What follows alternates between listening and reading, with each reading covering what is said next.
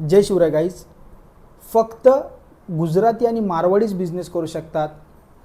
त्यांचे रिलेटिव्ह त्या गोष्टींमध्ये ग्रो होतात कारण त्यांचे बाकीचे जे फॅमिली सर्कल असतात ते बिझनेसमॅन असतात. हा एक मोठा गैरसमज आहे मित्रांनो. आजचा जो चॅप्टर आहे द वर्जिन धंदो, याच्यामध्ये रिचार्ड ब्रॅन्सन नावाचा एक व्यक्ती आहे ब्रिटनचा. तो त्याने त्याच्या युनिक आयडियाने विथ झिरो इन्व्हेस्टमेंट त्याने कशी कंपनी त्याची ग्रो केली आणि तो कसा सक्सेसफुल झाला ह्याचं एक्झाम्पल दिलेलं आहे. तर त्यावेळेला एअरक्राफ्टचा बिझनेस खूप लॉसमध्ये चालायचा, त्याच्यामध्ये कोण हात टाकायला बघायचं नाही. पण त्याने फ्युचरची ऑपॉर्च्युनिटी ओळखली आणि त्याने बोईंग नावाच्या एका कंपनीला रीच आउट केलं. त्यांच्याकडून त्याने स्पाइस जेट 747 नावाचा एक जेट घेतला आणि ते 1 इयरच्या लीजवर घेऊन त्याने त्याच्यावर बिझनेस करायला स्टार्ट केला.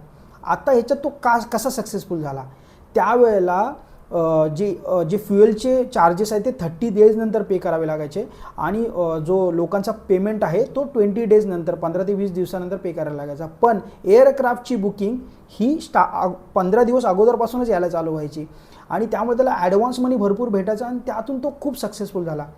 तसेच त्याला आपण वर्जिन एअरक्राफ्ट म्हणून ओळखतो. त्यानंतर त्याने वर्जिन मोबाईल नावाचे पण एक प्रोडक्ट लॉन्च केलं, त्याच्यात पण तो सक्सेसफुल झाला. त्याच्यानंतर त्याने बँक ऑफ स्कॉटलँडसोबत द वर्जिन वन अकाउंट नावाचा एक प्रोडक्ट बनवला, त्याच्यामध्ये बँकेने इन्व्हेस्टमेंट केली आणि त्याच्यात पण तो सक्सेसफुल झाला.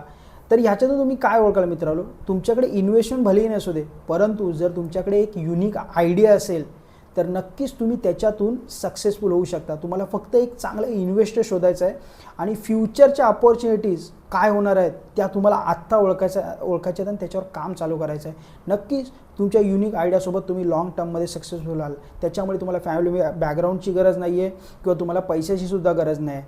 फक्त तुमच्याकडे युनिक आयडिया आणि तुमच्याकडे स्वतःकडे एक ध्येय पाहिजे की बाबा तुम्ही हे करू शकाल, तुमच्याकडे साहस पाहिजे. नक्कीच तुम्ही लाँग टर्ममध्ये सक्सेसफुल व्हाल आणि नक्कीच चांगले बिझनेसमॅन व्हाल मित्रांनो. थँक्यू.